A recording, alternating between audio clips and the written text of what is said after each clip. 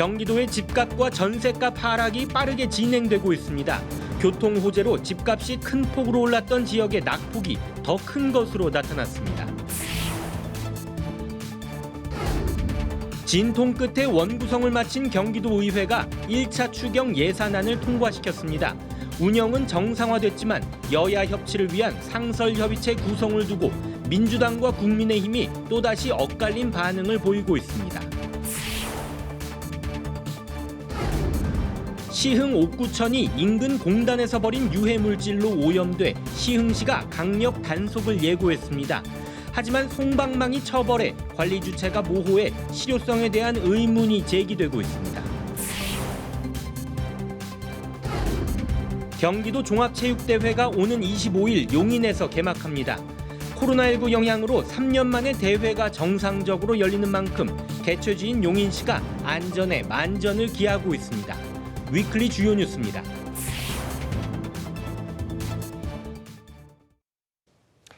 시청자 여러분 안녕하십니까? 경기 주간 종합 뉴스 시작합니다. 천정부지로 치솟았던 경기도의 집값이 무서운 속도로 추락하고 있습니다. 올 들어 경기 지역은 전국 평균보다도 2배 넘게 집값이 떨어졌는데요. 매매가는 물론 전세 가격까지 도내 거의 모든 지역에서 동반 하락하고 있는 추세입니다. 특히 GTX 등 교통 호재로 집값이 큰 폭으로 올랐던 지역일수록 낙폭이 더 커지고 있습니다. 박일국 기자가 보도합니다.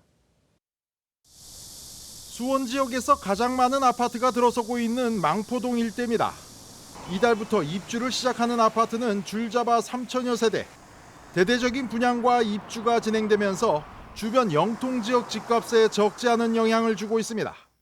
한국부동산원에 따르면 영통 지역 주간 아파트 매매가는 0.24% 하락했고 올해 누적 하락률은 3%로 도내에서 가장 높은 수준인 것으로 나타났습니다. 새 아파트가 들어서면 주변 집값이 오르던 지난해와는 정반대 상황입니다. 새 아파트가 들어서면 주변 아파트 가격까지 덩달아 오르던 이른바 키 맞추기식 집값 상승은 옛말이 되고 있습니다. 전셋값이 내리면서 투자 목적으로 구입해 놓은 매물들이 집값 상승을 누르는 요인이 되고 있다는 분석까지 나오고 있습니다. 신규 주택 분양과 개발 호재 등으로 상승폭이 컸던 다른 지역도 상황은 비슷합니다. 봉담 등 신규 물량이 많은 화성은 올해에만 3% 이상 빠졌고 지난해 30%에 육박하는 최대 상승 지역인 시흥과 의왕도 올해 들어 3%와 2%가 넘는 하락을 기록 중입니다. 세교지구 등으로 관심을 끌던 오산은 지난해 상승분을 되돌리고 있고 수원 영통과 용인 수지도 이미 지난해 상승분의 20% 이상을 되돌려놓고 있는 상황입니다.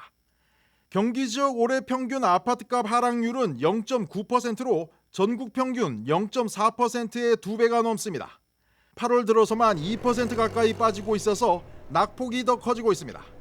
전세 가격도 전국 평균의 2배가 넘는 8%대 하락률을 기록하면서 거의 모든 지역이 동반 하락하는 것으로 나타났습니다. 한국부동산원은 시장에서 체감하는 하락폭은 더 클 것이라며 GTX 등의 교통 호재로 많이 올랐던 곳은 하락세가 더 두드러지고 있다고 밝혔습니다. BTV 뉴스 박일국입니다.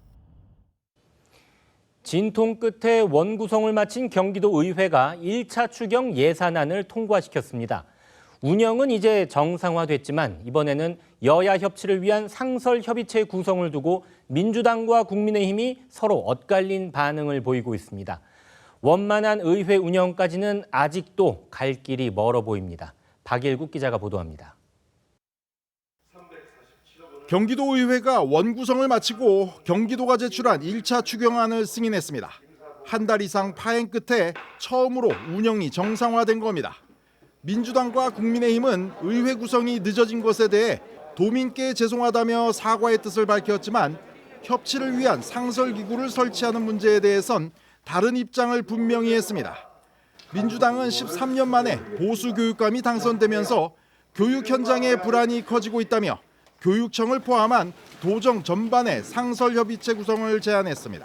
보수 교육감이 등장으로 학부모들과 학생들은 이전 교육감들이 시행했던 혁신교육 등 정책들을 전부 부정하고 폐기할 것이라고 우려하고 있습니다. 도청뿐 아니라 교육청까지 참여하는 여야정 협치 상설기구를 제안합니다. 국민의힘은 길었던 도의회 파행 책임이 김동연 지사에게 있다며 김 지사가 직접 참여하는 정책협의체가 필요하다는 입장을 밝혔습니다. 원구성이 지체되었던 것은 김동연 지사님의 미온적 태도 때문이었습니다. 여야정 협의체가 실질적인 성과를 내기 위해서는 지사님의 역할이 매우 중요합니다. 여야정 협의체에 지사님께서 직접 참여하시고 산적한 현안들을 직접 도의회와 머리를 맞대어 해결책을 찾는 노력을 해주시길 바랍니다. 하지만 양측 모두 의원 정책 보좌 인력과 의회 공무원 증원에 대해선 시급한 문제라며 한 목소리를 냈습니다. 한편 경기도는 1차 추경 예산 통과에 대해 환영의 뜻을 밝히고 비상경제 예산 2,300억 원을 신속히 집행하겠다고 밝혔습니다. BTV 뉴스 박일국입니다. 안산시 의회 임시회도 민선 8기 들어 처음으로 추경 예산안과 조례안 등을 심의하기 위해 열렸습니다. 하지만 여소야세가 된 안산시 의회 첫 임시회부터 힘겨루기로 삐걱댔습니다. 이재문 기자입니다. 제277회 안산시 의회 임시회 제1차 본회의가 열리는 날. 개의가 예고된 10시가 지났지만 본회의장은 텅 비어 있습니다. 1시간이 지나고 1시간 반이 지나도 회의는 시작될 기미가 보이지 않습니다. 결국 오전에 회의를 열지 못하고 오후 1시 10분이 되어서야 의원들이 자리를 채웁니다. 회의가 시작되자 의장은 회의가 지연된 것에 대해 유감의 뜻을 밝혔지만 그 배경은 설명하지 않았습니다. 시정이 시민의 뜻에 부합하게 추진될 수 있도록 대화와 타협을 통해 소통하고 협력하여 실질적인 지방자치의 동반자로서 상생하기 위해 노력할 것입니다. 회의가 지연된 이유는 이렇습니다. 이번 임시회에서는 2022년도 제2차 추경 예산안을 심의하게 되어 있어서 예결위원회를 구성해야 하는데 예결위원장을 어느 당이 맡느냐를 두고 임시회 개회 당일까지 합의를 하지 못한 겁니다. 임시회 첫날 반나절을 허비한 뒤에야 양당이 합의에 이를 수 있었는데 추경 예산안을 심의하는 예결위는 여당이지만 과반을 넘지 못한 국민의힘이, 본 예산안을 처리하는 예결위는 야당이지만 과반을 넘어선 더불어민주당이 맡기로 한 것으로 전해집니다. 여소야대 구도 속에 안산시 1년 살림살이의 본 예산은 야당인 민주당이, 상대적으로 예산 규모가 작은 추경 예산은 여당인 국민의힘이 주도권을 쥐게 된 겁니다. 국민의힘 소속 이민근 안산시장의 시정 운영이 앞으로 순탄치 않을 거란 관측입니다. 이런 가운데 이번 추경 예산안에는 안산화폐 다원 발행에 214억 원, 코로나19 입원 격리자 생활지원금 지급에 435억 원, 유치원, 초등고등학교 무상급식 지원비 239억 원 등이 편성됐습니다. 2022년도 제2회 추가경정 예산안의 총 예산 규모는 기정예산 대비 7.35%인 1,590억 1,066만 6천 원을 증가한 2조 3,227억 3,014만 6천 원의 예산 승인을 요구하는 사항이 되겠습니다. 한편 이번 임시회에서는 추경 예산안 심사와 함께 안산시 소상공인 지원조례 일부 개정 조례안 등 18건의 조례안을 심사하고 신안산선, 한양대 정거장 추가 출입구 설치 협약 동의안 등을 처리하게 됩니다. 다음 달 1일에는 이민근 안산시장을 상대로 시정 질문이 예정돼 있습니다. BTV 뉴스 이재문입니다. 집중호우 피해가 컸던 용인 지역에서는 수해 복구 작업이 한창입니다. 용인시는 모든 행정력을 동원해 복구 지원과 피해 보상을 진행하고 있는데요. 시는 피해가 심각한 지역에 대한 특별 재난 지역 지정을 정부에 요청했습니다. 앵커 리포트입니다. 폭우가 집중돼 큰 피해를 입은 용인시 고기동입니다. 범람했던 하천의 준설 공사는 마무리됐고 마을을 뒤덮었던 토사를 겨우 걷어냈지만 건물 복구 작업은 이제부터 시작입니다. 깨지고 떨어지고 무너진 곳들을 다시 복구시키는 작업이 한창입니다. 중장비 투입이 어려운 곳들은 인력이 직접 들어가 일일이 손으로 작업해야 합니다. 이곳 용인 고기동 지역은 거의 일주일 가까이 기록적인 폭우가 쏟아졌고 지금도 산발적으로 국지성 호우가 이어지고 있습니다. 이곳 마을 주민들은 열흘 가까이 복구 작업에 매달리고 있는데요. 하지만 피해 규모가 워낙 크다 보니까 복구가 완전히 완료될 때까지는 상당한 시일이 걸릴 것으로 보입니다. 피해를 본 사람들은 머리가 아픈 거지. 한마디로 머리가 아픈 거야. 심각한 피해예요. 지금 이게 좀 슈퍼나 이런데 요 앞에 저 카세트 한자 요 카세트는 온 지도 며칠 안 돼. 요 가게 오픈해가지고 바로 저런 상황이 나와가지고 우리가 보기에도 안타까운 거예요 이게. 이번 폭우로 용인시에서는 수지구 고기동과 동천동, 처인구 모연읍 지역 등이 큰 피해를 입었습니다. 현재까지 토사 유출과 침수, 시설물 파손 등 488건이 접수됐고 97개 농가 70헥타르의 농경지가 침수 피해를 입었습니다. 시는 하천과 우수관로 준설, 산책로 유실 구간에 대한 복구 작업 등을 긴급으로 진행해 현재 약 80% 복구가 완료됐다고 밝혔습니다. 시 공무원과 군부대, 자원봉사자들을 동원해 피해 지역에 대한 인력 지원을 강화하는 등 행정력을 집중하고 있습니다. 무엇보다도 이들 지역이 특별 재난 지역으로 지정될 수 있도록 정부에 지속적으로 요청한다는 계획입니다. 최대한 신속하게 피해 복구를 할 계획이고요. 특별 재난 지역으로 선포되도록 해서 국비 지원도 받도록 하겠습니다. 그리고 무엇보다 이번 일을 계기로 같은 곳에서 같은 피해가 발생하지 않도록 근본적인 대책을 조속히 마련하겠습니다. 용인시는 읍면동별 수해 피해를 정확히 파악해 복구를 위한 국도비 확보에 총력을 기울인다는 방침입니다. BTV 뉴스 박희붕입니다. 평택 장등리 주민들이 주한미군의 경계벽으로 인한 침수 피해를 호소하고 있습니다. 5년 전 경계벽이 세워진 뒤로 이 일대 마을이 2차례나 침수됐는데 보상받을 길이 막막하다고 합니다. 미군을 대상으로 소송을 진행해야 하지만 승소하더라도 보상 비용보다 더 큰 소송 비용을 부담해야 하기 때문입니다. 주하영 기자가 보도합니다. 차량과 각종 공사 장비가 물에 잠겼습니다. 시간당 100mm의 비가 내린 지난 14일, 한 가정집 CCTV에 잡힌 영상입니다. 여기는 지금 요 밑으로는 사람 한 길 반은 될 거예요. 이 같은 사고는 예견된 것이라는 주민들의 주장입니다. 미군 기지와 인접한 이 마을에 지난 2017년 콘크리트와 철조망으로 된 3m 높이의 경계벽이 생겼고 그해 7월 이 마을은 2차례나 침수 피해를 입었습니다. 이후 배수로가 마련됐지만 이 역시 무용지물이었습니다. 배수구 안에 설치된 철조망에 부유물질이 걸려 쌓이면서 물길을 막아 같은 피해가 반복되고 있다는 겁니다. 부유물이 같이 거기에 쓸려 나갈 거 아니에요. 그럼 거기에 걸려요. 그러면 이쪽에서도 걸리고 부대 안쪽에서도 걸리거든요. 근데 이쪽 안쪽에 있는 저희 쪽에 있는 건 저희가 치워요. 수시로 치워서 치우는데 저쪽 안에 있는 건 저희가 어떻게 거둘 수가 있는 방법이 없어요, 사실은. 주민들은 주한미군 대상으로 침수 피해 손해배상을 진행해야 했지만 보상보다 큰 소송 비용 탓에 소송을 포기해야 했습니다. 5년 전에도 집중호우로 피해를 입은 주민 중 5명이 미군을 상대로 손해배상 청구 소송을 진행했는데 4명의 청구가 기각됐습니다. 나머지 1명이 평택시로부터 1,800만 원을 보상받는 판결을 받았지만 보상 금액보다 600만 원 많은 소송 비용 2,400여만 원을 부담해야 했습니다. 평택시와 의회는 미군과 대화에 나설 계획입니다. 옹벽 철책처럼 어떤 벽에 대고 말하는 느낌을 많이 받고 있는데 그 부분이 아니고 서로 소통할 수 있는 창구를 마련할 수 있도록 최선을 다해서. 예견된 인재로 또다시 피해를 겪은 주민들. 피해 없는 항구적인 대책을 요구하고 있습니다. BTV 뉴스 주하영입니다.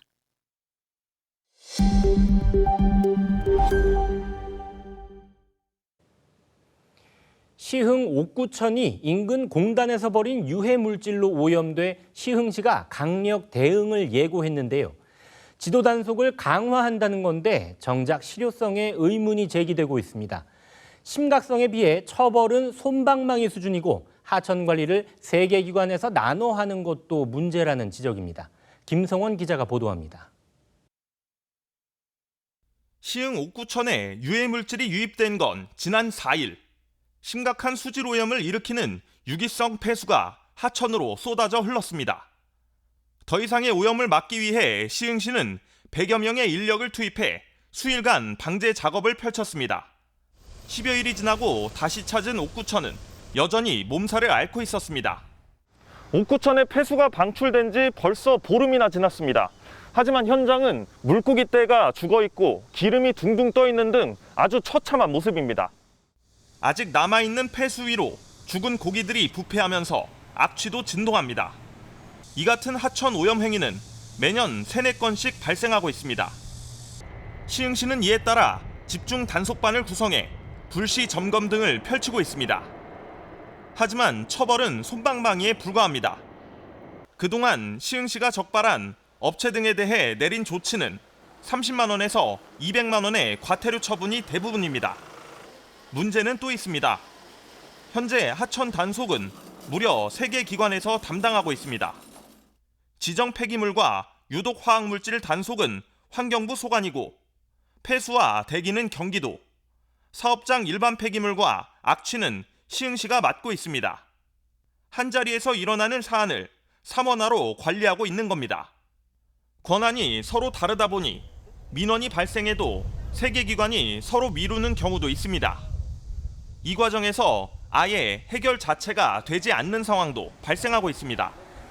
환경단체는 이 같은 상황이 불법 행위를 자행하는 사업장에 유리한 조건일 수 있다며 관리 감독을 단일화해야 한다고 주장합니다.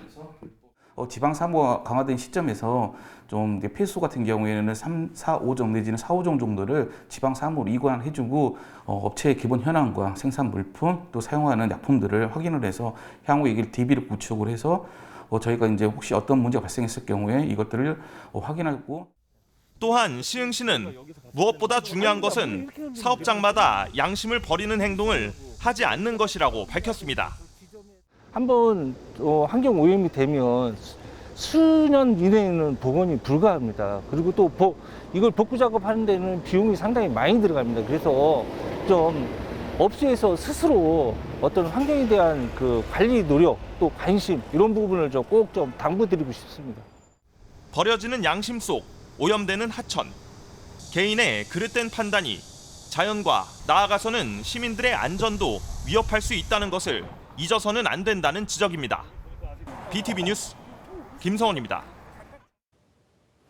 안양시와 법무부가 안양교도소 기능을 일부 이전하고 기존 교정시설의 현대화 사업을 추진하고 있습니다.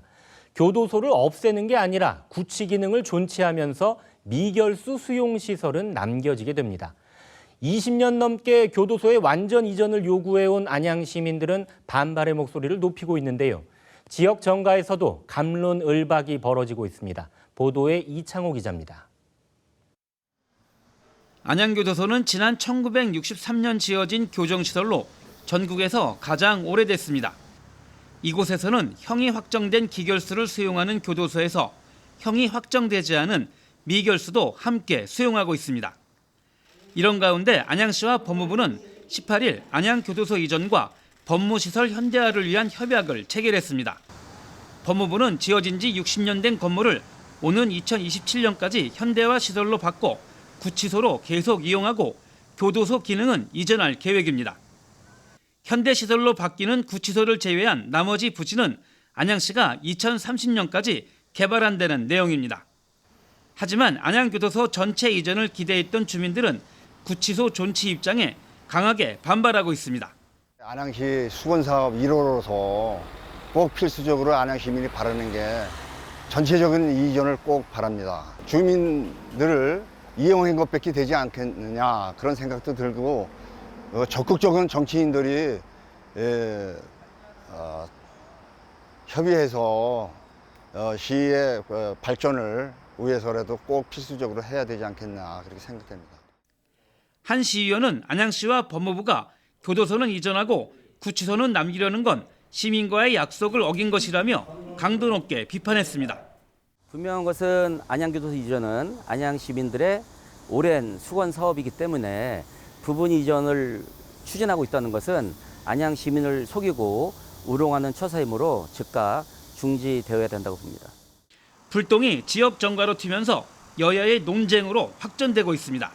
국민의힘 측은 차기 국회의원 선거를 위한 꼼수라고 비판하고 있고 더불어민주당 측은 안양교도소를 이전하는 것은 사실이라며 맞받아치고 있습니다. 안양시는 법무부와의 논의를 거쳐 정해진 것으로 정치나 선거와는 전혀 상관없는 일이라며 선을 그었습니다. 안양시와 법무부가 협약을 체결하며 본격적인 논의에 들어갔지만 지역사회와 지역 정가에서의 논쟁은 계속될 것으로 예상됩니다. BTV 뉴스 이창호입니다. 평택 고덕신도시 알파 탄약고 이전을 위한 시민활동이 전개됩니다. 고덕신도시 시민단체들로 구성된 알파 탄약고 이전 비상대책위는 정부와 지자체의 알파 탄약고 이전 약속만을 믿을 수 없다며 다양한 활동을 통해 이전을 앞당겨 보겠다는 계획을 내놨습니다. 주아영 기자의 보도입니다. 현재 조성 중인 평택 고덕 신도시입니다. 대규모 산업단지와 아파트 등이 들어서면서 인구 10만 명을 넘어섰습니다. 하지만 교통과 교육 등 기반시설은 턱없이 부족한 형편입니다. 이곳 주민들은 고덕 신도시 개발이 늦어지는 것은 미군의 알파 탄약고 이전이 늦어진 탓으로 보고 있습니다. 알파 탄약고는 한미연합 토지 관리 계획에 따라 2008년 이전 예정이었는데 이후 수차례 연기되면서 14년째 고덕 신도시 발전에 발목을 잡고 있다는 겁니다. 도시 한복판의 탄약고로 인하여 안전권은 물론 군사 보호 구역으로 인한 난개발로 국민으로서 마땅히 누려야 할 교육권, 재산권 등 국민의 권리를 잃은 상황입니다. 중앙정부와 자치단체의 알파 탄약고 이전을 맡겨오던 주민들은 더 이상 두고 볼 수 없다며 비상대책위를 출범하고 활동을 선포했습니다. 비상대책위에는 11개 아파트 단체로 구성된 고덕국제신도시 총연합회와 주민자치위, 알파문화예술공원 추진위원회 등 3개 단체가 함께하고 있습니다. 오늘부터 알파 탄약고 이전 비상대책위원회는 알파 탄약고 이전을 위한 역사적인 실천에 첫 발을 내딛게 됩니다. 다시 한번 강조합니다. 우리는 알파 탄약고의 조속한 이전을 원합니다. 앞으로 이들은 1만 명 서명 운동을 전개하는 한편 미군 사령부와 국무총리실 등 기관과도 직접 대화에 나서겠다고 밝혔습니다. 1인 시위와 토론회, 온라인 홍보 등 모든 수단을 동원해 절박한 고덕신도시 주민들의 의견을 전달하겠다고 선포했습니다. 시작은 11개 단지 아파트의 주민들을 대상으로 먼저 그 호소문과 안내문을 공유를 하고 1인 시위나 이게 원활하게 뭔가 협의점을 도출하지 않는다면 집단 시위로도까지 저희가 단계별로 추진하려고. 14년째 이전 답보 상태인 미군 알파 탄약고. 정부 주도가 아닌 시민들의 힘으로 이전을 앞당길지에 관심이 모아지고 있습니다. BTV 뉴스 주아영입니다. 수원시가 벌이고 있는 산후도우미 지원 사업에 대해 형평성 논란이 일고 있다는 본 방송의 보도 이후 수원시가 문제점을 개선하겠다고 밝혀왔습니다. 하지만 행정 절차상 이유로 당장 올해 안에 많은 부분이 개선되기는 어려워 보입니다. 임세혁 기자가 보도합니다. 수원시가 출산 장려의 일환으로 시행 중인 산후도우미 지원 사업. 출산한 산모의 가정에 가사 도우미를 파견해 오전 9시부터 오후 6시까지 육아와 살림을 도와주는 사업입니다. 하지만 중위소득 150%를 초과하는 가정은 수원시에 1년 이상 거주한 경우에만 신청할 수 있다는 규정 때문에 형평성 문제가 제기돼 왔습니다. 수원시로 이사 온 지 얼마 안 된 사람은 시민이 아닌 거냐며 비난 여론이 형성되기도 했습니다. 이 같은 내용이 보도된 이후 수원시가 문제점을 개선하기로 했습니다. 이재준 시장이 보건소 측에 즉시 문제를 해결할 것을 지시한 것으로 전해졌습니다. 그게 저희 그 기사가 나서 그 기사를 보시고 그 시장님께서는 아마 그때 처음 아셨나 봐. 이런 게 왜 그 용인 같은 데서는 거주자는 없이 다 지원을 하는데, 그리고 또 뭐 출산 장려 정책은 뭐 장려를 해야 되는 이런 상황이고, 그런데 이게 왜 거주자는 있어서 이제 그 혜택을 못 보냐. 그게 이제 바로 지시가 내려왔던 거고. 하지만 시장 지시대로 곧바로 개선이 되기는 어려워 보입니다. 산후도우미 지원 기준을 변경하기 위해선 절차상 보건복지부와의 협의를 거쳐야 하는데, 이 협의를 요청할 수 있는 기한이 매년 6월 30일까지로 정해져 있어 올해는 요청이 불가능하기 때문입니다. 그 1년 이상 수원시 거주 기준을 없애려면 기준이 변경될 때는 보건복지부 사회보장 그 과가 있어요. 거기다가 이거를 협의를 해야 되는 게 필요해요. 어쨌든 하고 싶은데 문제는 이게 협의 요청 기한이 따로 법으로 돼 있어요. 매년 6월 30일까지예요. 그러니까 그 기준이 지난 거죠, 현재는. 이에 따라 수원시는 빠르면 내년 1월, 늦으면 3, 4월쯤에 지원 기준이 개선될 것으로 보인다고 밝혔습니다. 이러는 사이에도 수원 시민으로서 응당 누려야 할 혜택을 받지 못하는 억울한 산모들이 분명히 존재합니다. 수원시가 문제점을 고치겠다고는 하지만 수많았다던 민원을 외면하고 언론 보도가 나간 뒤에야 황급히 개선에 나섰다는 점에서는 비판을 면하기 어려울 것으로 보입니다. BTV 뉴스 임세혁입니다. 안산 지역의 소비자 단체들이 EBS와 키움에셋 플래너를 형사 고발했습니다. 방송 프로그램을 통해 수집한 개인정보를 동의 없이 보험 재무설계 회사에 제공하고 이를 보험 상품 판매 등에 활용했기 때문입니다. 형사 고발과 함께 피해자 소송이 이어질 전망입니다. 이재문 기자가 보도합니다. 지난 2020년 4월부터 10월까지 방송된 EBS의 돈이 되는 토크쇼 머니톡입니다. 불필요한 보험을 줄이고 필요한 보장을 합리적으로 구성해 가계부담을 줄여주는 재무설계 프로그램입니다. 전화와 홈페이지 등을 통해 시청자들에게 재무상담의 기회를 제공하기도 했는데 여기에서 문제가 발생했습니다. 시청자들의 개인정보가 동의 없이 보험 설계사에게 제공돼 마케팅에 활용된다는 제보가 잇따랐습니다. 방송통신위원회가 조사를 벌인 결과 사실로 확인돼 2,470만 원의 과징금이 부과됐습니다. 그러나 소비자단체들은 여기에 그치지 않았습니다. 안산소비자단체협의회는 정부 서울청사 앞에서 기자회견을 열고 방송법과 개인정보보호법을 위반한 EBS가 시청자에 대한 사과 한마디 없이 모르쇠로 일관하고 있다며 공영방송의 도의적 책임을 저버린 것뿐만 아니라 시청자들에 대한 법적 책임을 회피하려는 무책임한 태도라고 비판했습니다. 개인정보보호법을 위반한 이 사안에 대해 형사고발해서 법적 책임을 묻겠다는 입장입니다. 이번 고발로 이루어진 수사기관의 수사를 통해서 그 실체적 진실 및 드러나지 않은 위법성이 더 명명백백하게 밝혀지기를 기원합니다. 또한 시청자들의 피해 구제에도 나서겠다는 입장입니다. 시청자들에게 피해 사실을 알리고 공익소송도 진행할 계획입니다. 오늘 저희는 EBS를 형사고발하는 것은 우편으로 합니다. 하지만 이후에 이 EBS 관련한 개인 피해자를 원고로 해서 공익소송을 진행할 예정입니다. 안산소비자단체협의회는 이 같은 개인정보 불법 판매 행위가 재발하지 않게 하기 위해서 토론회와 공청회를 열어 제도 개선에 앞장서겠다고 덧붙였습니다. 이에 대해 EBS는 국민 여러분께 심려를 끼쳐드리게 돼 무척 송구스럽다며 이후 관계자 문책과 제작 가이드라인 마련 등 재발 방지를 위한 노력을 성실히 해오고 있다면서 고발단체의 요구사항을 경청하고 성실하게 조사에 임하도록 하겠다는 입장을 밝혔습니다. BTV 뉴스 이재문입니다.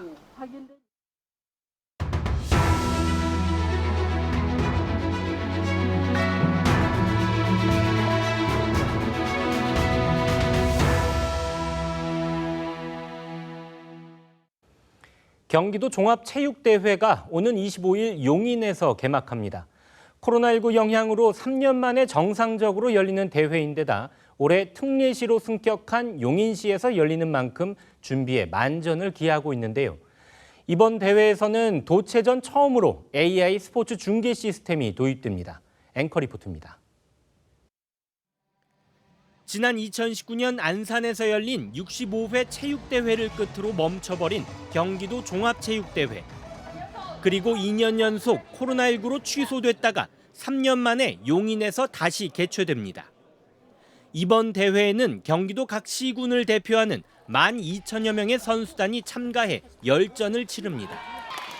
대회 주경기장인 미르스타디움을 밝힐 성화는 개막 전날 고려시대 대몽항쟁 승전지인 처인성에서 채화됩니다. 330명의 봉송주자가 대회 기간 동안 용인 시내 38개 읍면동을 순회합니다. 개막식은 반도체 중심 도시 용인의 미래 비전을 보여주는 데 초점을 맞췄습니다. 특수장치와 영상, 조명이 어우러진 멀티미디어 쇼 등 대규모 퍼포먼스가 펼쳐질 예정입니다. 특히 이번 대회에서는 경기도 종합체전 사상 처음으로 AI 중계 시스템을 도입했습니다. 축구와 배구, 농구, 야구 등 도민체전과 장애인체전의 6개 종목에 적용될 예정입니다. 경기도 종합체육대회 사상 처음으로 AI 인터넷 스포츠 중계를 저희가 도입을 해서요. 실시간 생중계도 가능하고 다시 보기 영상도 저희가 제공할 예정입니다. 코로나19 확산이 진행 중인 만큼 방역 대책에도 만전을 기합니다. 용인시는 감염병 역학조사반을 편성해 24시간 비상근무 체계를 유지하고 3개구 보건소가 경기장별 기동 방역반을 운영합니다. 교통약자 바우처 택시를 기존 60대에서 100대로 증차해 관람을 희망하는 교통약자에 대한 이동 지원 서비스도 제공합니다. 대회와 연계한 관광상품을 운영해 참가 선수단과 초청장 소지자에게는 관광지 입장권을 할인하고 용인 지역의 특산물을 판매하는 직거래 판매장도 열 예정입니다. 제68회 경기도 종합체육대회는 오는 25일 도민체전 개막을 시작으로 장애인체전과 어울림체전 등 10월 말까지 순차적으로 진행됩니다. BTV 뉴스 박희붕입니다. 지난 집중호우로 안산 대부도의 포도 농가들도 큰 피해를 입었습니다. 복구 작업이 한창인 가운데 대부도 포도축제가 온라인으로 시작됐는데요. 시름에 빠진 농민들에게 더 많은 관심이 필요한 때입니다. 이재문 기자가 다녀왔습니다. 안산시 대부도의 한 포도 농장입니다. 노부부가 포도송이 하나하나를 분무기를 이용해서 세척하고 있습니다. 지난 폭우 때 포도밭에 어른 가슴 높이까지 물이 차면서 포도가 진흙을 뒤집어 썼습니다. 포도를 감쌌던 종이봉투를 모두 걷어내고 혹시라도 흙이 묻어있지 않을까 씻어내는 겁니다. 피해를 입은 농장주는 포도밭 바로 옆에 있는 농수로가 범람해서 벌어진 일이라고 지적합니다. 벌써 이게 두 번째거든요. 이렇게 큰 난리가. 근데 매번 날 때마다 그냥 땜빵만 그냥 해가지고 눈가림만 하고 그럴 수밖에 없는 것이 위에서 서로 그 부처 간에 알력 때문에 서로가 밀고 그러니까. 애써 가꾼 샤인머스켓은 출하를 포기했습니다. 다른 품종보다 민감한 샤인머스켓이 갑작스레 많은 양의 수분을 흡수하면서 포도알이 물러 터졌습니다. 올해 포도 농사는 예년에 비해 수확량이 절반가량 줄어들 것으로 전망하고 있습니다. 일단은 골내서 이제 담는 과정에서 엄격하게 해야죠. 그래서 미련 없이 버릴 건 버리고 그래서 한 50% 정도만 어떻게 좀 최선을 다해야죠. 대부도 포도 농가들이 시름에 빠진 가운데 대부도 포도 축제가 시작됐습니다. 야외 대규모 행사 대신 온라인 특별 판매와 로컬푸드 직매장 등 직거래 행사로 전환됐습니다. 안산 파머스 네이버 스마트 스토어에서 대부도 캠벨얼리 특별 판매가 진행 중입니다. 다음 달 2일부터는 샤인머스켓을 판매합니다. 안산시 로컬푸드 직매장에서는 다음 달 6일부터 8일까지 안산포도 특별기획전이 열립니다. 다음 달 23일에는 시와나래 휴게소 제2주차장에서 30일에는 안산시청에서 직거래 장터가 열릴 예정입니다. BTV 뉴스 이재문입니다. 태양광 발전은 온실가스 배출이 전혀 없는 가장 대표적인 친환경 에너지입니다. 의왕시가 친환경 에너지를 활용한 탄소 중립공원을 조성하고 있는데요. 태양광 발전을 통해 생산된 에너지를 활용한 혜택은 인근 지역 주민들에게 돌아갈 것으로 보입니다. 권예솔 기자가 보도합니다. 훼손지 복구 사업의 일환으로 조성 중인 백운호수공원입니다. 도시 개발로 인해 개발 제한 구역이 훼손되면 훼손지 일부를 녹지로 복구해야 합니다. 의왕시는 총 3단계에 걸쳐 백운호수 인근에 공원을 조성한다는 계획입니다. 이 가운데 1단계에 해당되는 백운호수 공원이 올해 말 완공을 앞두고 있습니다. 탄소 중립공원이라고도 불리는 백운호수 공원은 이곳에서 생산된 모든 전력을 자급자족 방식으로 해결하게 됩니다. 자연 친화적인 도시 개발 그리고 탄소 중립을 실천하는 그런 모범적인 도시가 되고자 하는 그런 일환으로 이번에 전국 최초로 탄소 중립 공원을 조성하게 됐습니다. 공원에는 태양광 발전 시설과 에너지 저장 장치, 전기차 충전소가 설치됩니다. 태양광 그늘막과 발전기를 통해 모아진 에너지는 공원 화장실과 내외부 가로등 전기로 활용됩니다. 또 공원에서 생산된 전력 수익금을 활용해 전기차 충전 요금 감면 혜택을 제공합니다. 한편 의왕시와 LS 일렉트릭, 한국전력공사 등은 백운호수 탄소 중립공원 조성과 운영을 위한 업무 협약을 맺었습니다. 결정하겠습니다. BTV 뉴스 권예솔입니다.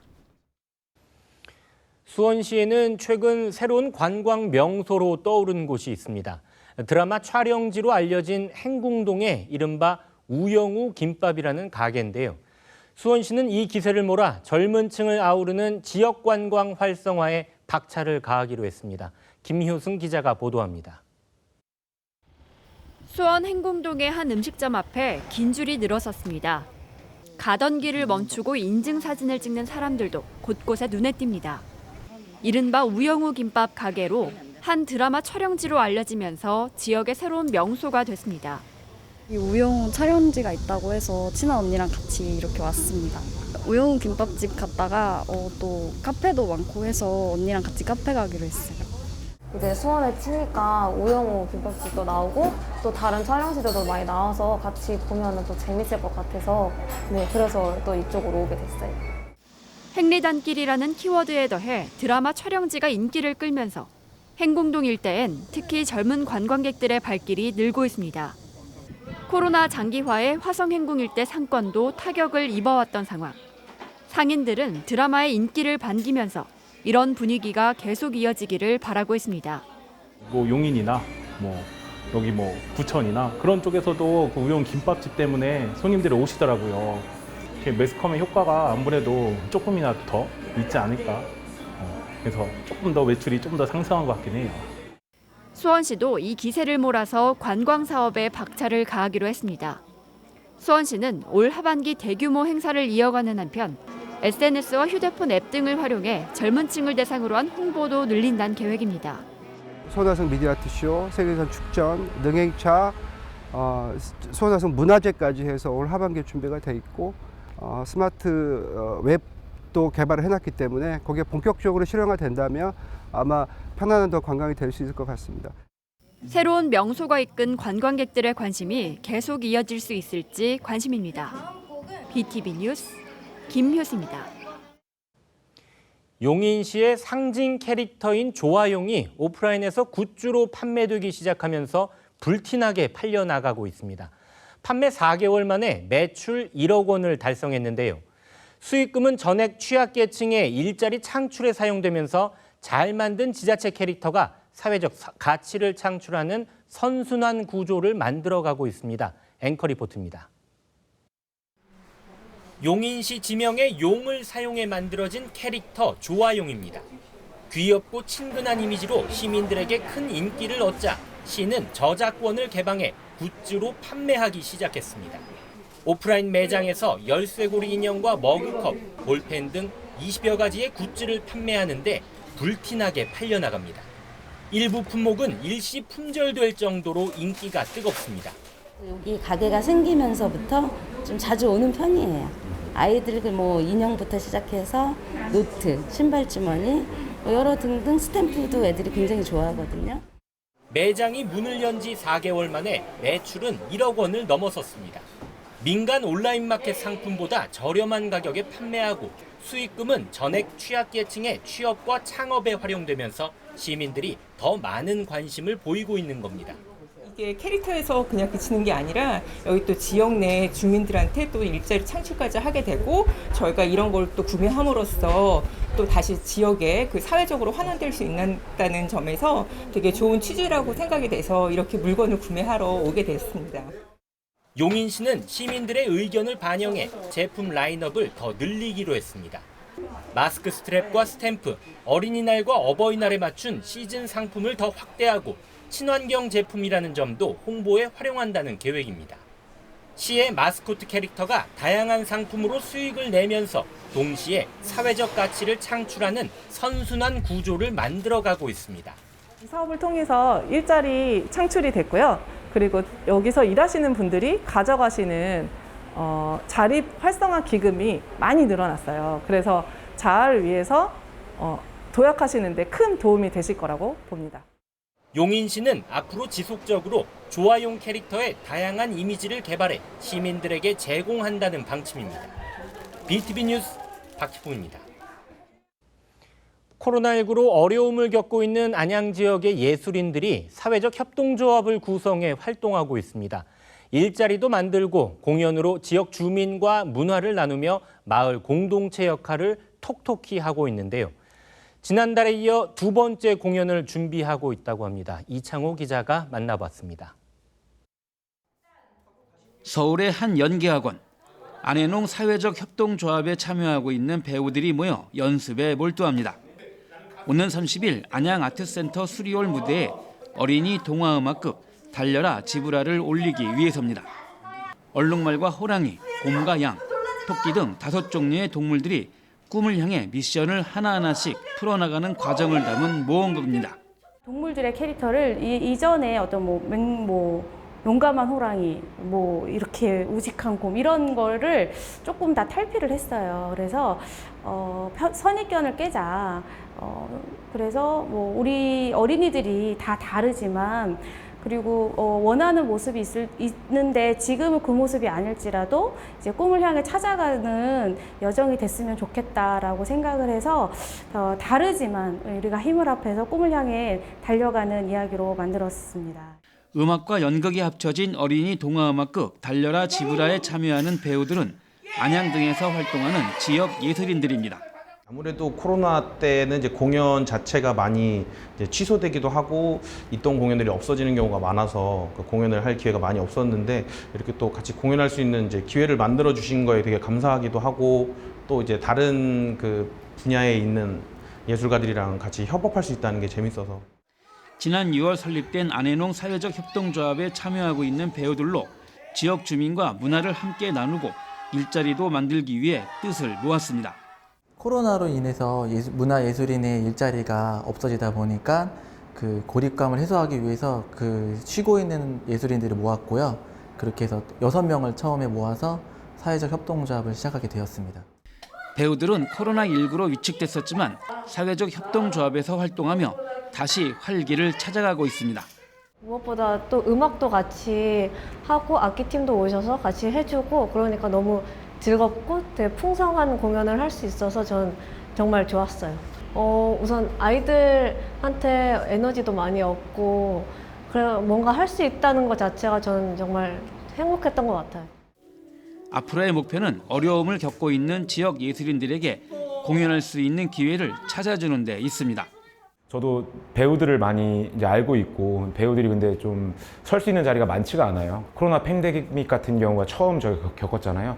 그 이후로 정말 설 자리가 없었는데 그런 친구들한테 이런 기회가 더 많이 제공됐으면 좋겠어요. 안해농 사회적 협동조합의 사업은 문화예술 공연, 교육, 기획, 콘텐츠 제작 이렇게 4가지로 지역형으로 돼 있어요. 그래서 안양시 지역 내에서 할 수 있는 문화적인 요소를 사용해서 사회적 갈등 해소와 그 시민들의 문화적 향유를 위해서 계속해서 노력할 예정입니다. 절박해진 지역 예술인들의 디딤돌 역할을 자청하고 나선 안해농 사회적 협동조합. 우뚝 서는 그날을 향해 시동을 힘차게 걸고 있습니다. 달려라 지브라! 안해농 화이팅! BTV 뉴스 이창호입니다.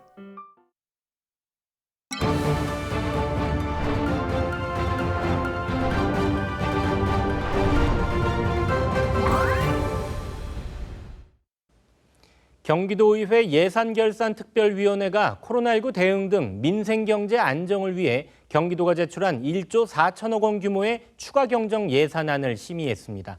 세심한 예산 편성과 지방 세수가 증가할 수 있도록 다양한 노력이 필요하다는 점 등을 지적했습니다. 경기도의회 의정뉴스입니다. 경기도의회 예산결산특별위원회가 제362회 임시회 기간 집행부에서 제출한 2022년 제1회 경기도 추가경정 예산안 심의를 진행했습니다. 이번 심의에 앞서 예산결산특별위원회는 제11대 제1기 위원장으로 김민호 의원을 선출하고 부위원장에는 김성수 의원과 박세원 의원을 각각 선출했습니다. 총 28명의 위원으로 구성된 예결위원들은 경기도와 교육청의 예산 및 결산, 예비비 지출 승인 등을 심사하게 되는데 이번 임시회에서는 민생경제에 신속하게 대응하기 위해 긴급 제출된 1조 4천억 원 규모의 추경안을 상임위원회 심사를 거쳐 최종 심의했습니다. 위원들은 집행부의 예산안 총괄 제안 설명을 들은 후 질의응답 시간을 가졌으며 추경안이 효율적으로 집행될 수 있도록 세심한 예산 편성이 필요하다는 점과 지방 세수가 증가할 수 있도록 다양한 노력이 필요하다는 점 등을 지적했습니다. 한편 예산결산특별위원회가 작성한 심사 보고서는 3차 본회의에서 최종 의결하게 됩니다. 도의회가 오는 11월에 진행 예정인 행정사무감사의 효율적인 운영을 위해 사무보조자를 모집합니다. 경기도의회 의정뉴스입니다. 경기도의회가 11월에 있을 행정사무감사를 내실 있게 운영하기 위해 상임위원회별로 의정활동을 지원하게 될 사무보조자를 모집합니다.